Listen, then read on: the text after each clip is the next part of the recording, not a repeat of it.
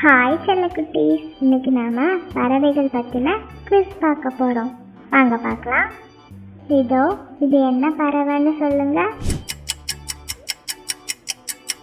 இந்த பறவையோட பெயர் மயில்.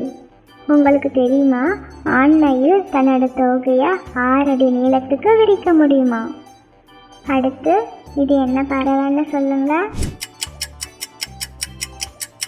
ஆமாம், இது ஹம்மிங் பேர்ட். ஹம்மிங் பேர்டால் ஒரு வினாடிக்கு 80 முறை சிறகடிக்க முடியும். அடுத்து இது என்ன பறவைன்னு சொல்லுங்க. சரியா சொன்னீங்க, இது ஆஸ்ட்ரிச். இந்த ஆஸ்ட்ரிச் பார்க்கறதுக்கே ரொம்ப பெருசாக இருக்குல்ல. இதுதான் உலகத்திலேயே பெரிய பறவை. அடுத்து இந்த பறவையோட பெயர் என்னன்னு சொல்லுங்க. ஆமாம், இது பென்குயின். பென்குயின்லாம் ரொம்ப நல்லா தண்ணியில் நீந்தும், ஆனால் அவங்களால பறக்க முடியாது. அடுத்து இந்த பறவையோட பேரை உங்களால் யூகிக்க முடியுதா? இதுதான் பால்ட் ஈகிள். இந்த பறவையோட கூடு 2 மீட்டர் அளவுக்கு அகலமானது. அடுத்து இது என்ன பறவைன்னு சொல்லுங்க.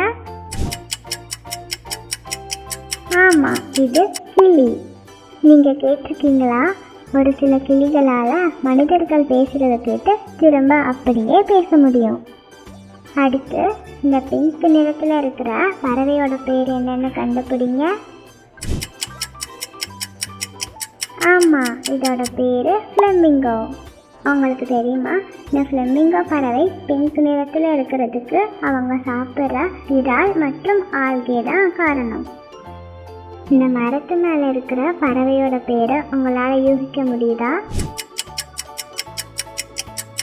ஆமாம், இதுதான் மரங்கொத்தி. இந்த பறவையால் ஒரு வினாடிக்கு 20 தடவை மரத்தை கொத்த முடியும்.